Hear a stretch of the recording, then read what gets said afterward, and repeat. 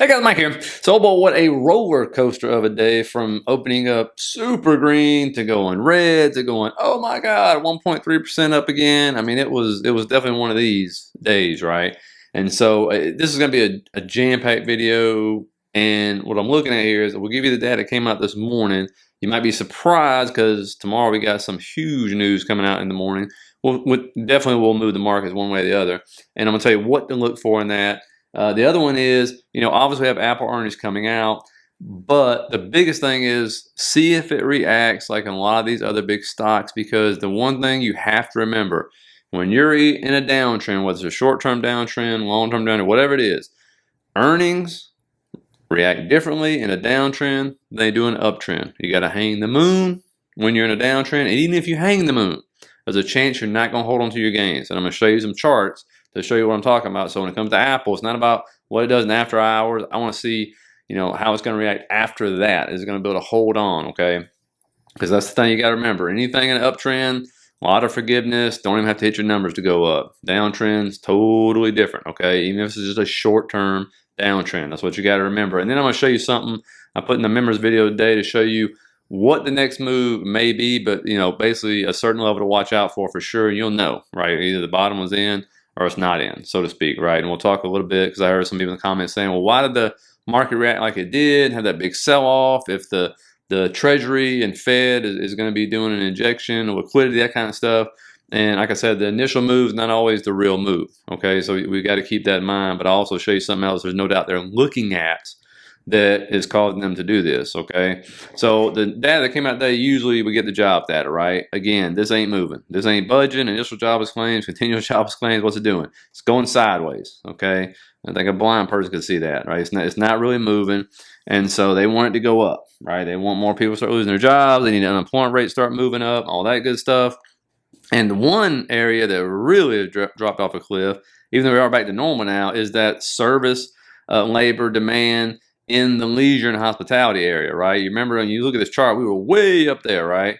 And then this thing has cooled off all the way back down to 6%, which if you look from 2014 to 2019, that was normal. So we're really back in a normal area, right? So this shouldn't drop much farther, you would think. We'll have to see. But what's crazier when you look at the job data, I found this out, it's like in the last 12 months, the U.S. labor market has lost 1.4 million full-time jobs.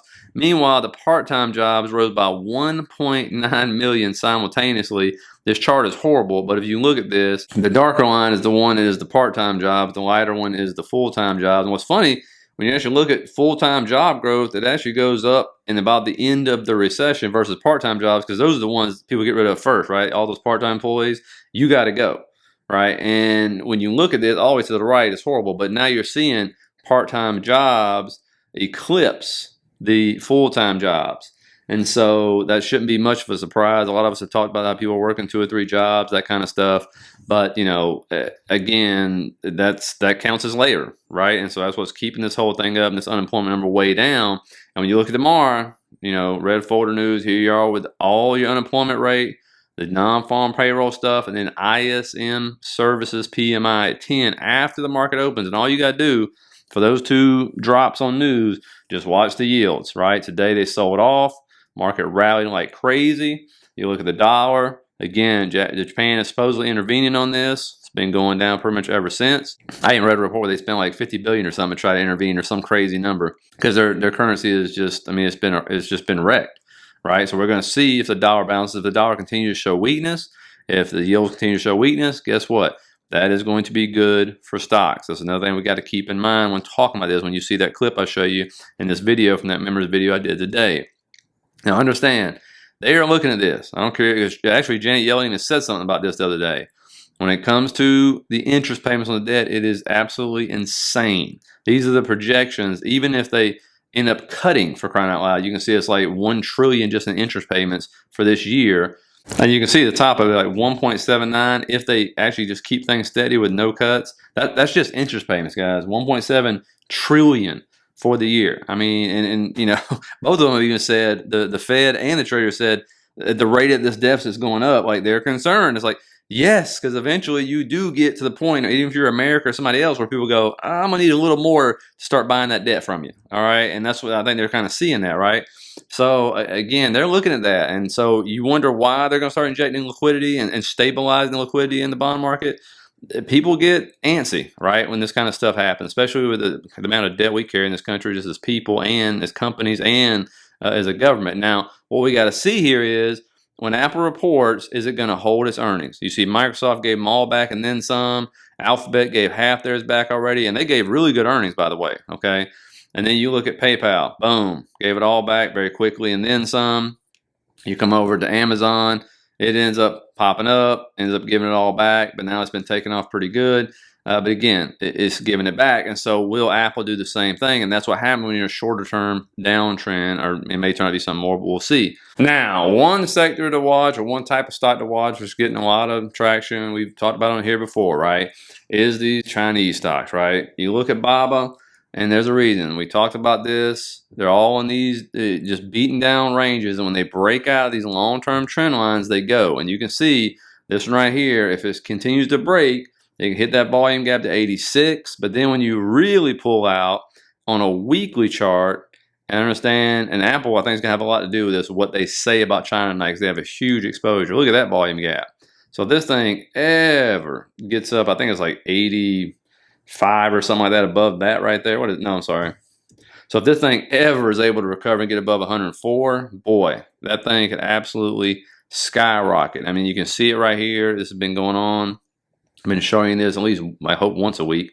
But you can see today was a big day for them. A lot of people going into options on this kind of stuff and everything. But I said once that HSI, the index, breaks that very long, I think it was a, what was it, 3-year downtrend line, you can see in the past, it rockets. Now, understand this. I think I'm going to be the only person who ever says this to anybody. This and BABA and most of these stocks, they are still in stage 1. The reason why a lot of stocks, the American stocks, have just gone bananas, because once you break out into stage 2, that is jet fuel. Money starts flowing in because you are buying into winners. When you're in stage 1, just look at fintech. How many times you bought it, like PayPal, it's going to break out, and then boom, it doesn't, right? And so if these stocks start to go into stage 2, you will see more money flow into these stocks because they've just been hammered, and the market don't care what they are. They just want to make money, whether they're trading them or owning them or whatever. Okay, and so I'm just here to report it to you. Again, I would never own any of these stocks long term. That's just not me. But I'll be more than happy to trade them, live in daylight side of them, okay, and take advantage of them being beaten down. The bigger question is, like we're talking to Discord, is can the Chinese president stay out of their way, right? Because they always come out. We get these big pops, and then he comes out and institutes some stupid rule to shut them down, right, to seize control. And so we'll see. Okay, we'll see what happens over there. He did have all the big CEOs over there, so maybe there's a reason for that. I mean, Elon went over there for a reason, so maybe they're kind of telling him, get out of the way, right? Now, I'll show you a quick clip of this video I did for the members of this pattern that we've been following, and we'll see if we're going to continue to follow this pattern or not. Hey guys, quick update on where we are at in this double zigzag pattern right here, as we talked about in one of our last videos, and we definitely completed W.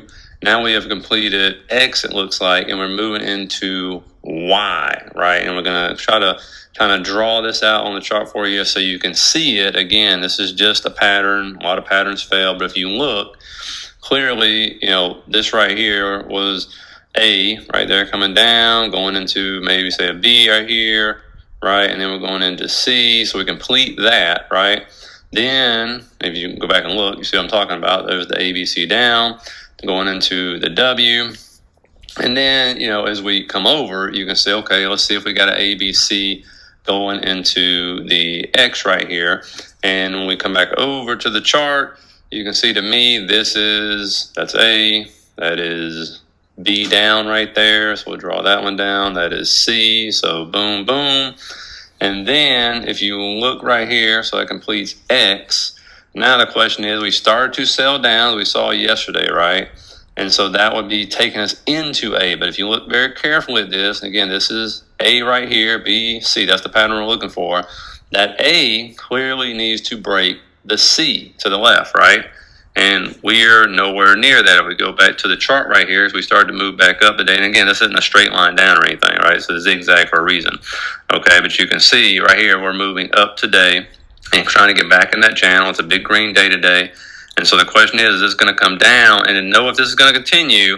And so if we don't come back below 4954, then that pattern is null and void like any other pattern, right? Patterns are made not to work, right? But so far, it's been following the pattern, right? So, you know, we should start to see if this thing just keeps going up and up, and then we pass that C on the X, then you can kind of forget about it. But I'm really looking at 5100. That puts you in 51, 5105, positive gamma level area, and so that could flip the market up. Also, 5200 is going to be a really big one. If it gets above that, you know, then away we go, right? And so that's what you got to look for. But again, if you're an Elliott Wave person, let me know what you think. Because the Elliott Wave people I like to follow are all saying there's going to be a bigger push up here at some point in time, and then it's going to be finally a big push down. But you know, just want at least update on that. Always like to get you guys' opinions because everybody looks at charts differently and things like that.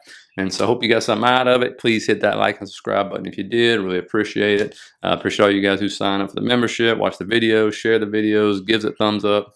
Thank you very much. Okay, I appreciate all your support. And I'll see you guys. And by the way, put your questions in the bottom for Saturday's video. As I'm putting that together now. We'll do Sunday's video, of course, to set up the week and go from there. So have a good one, guys.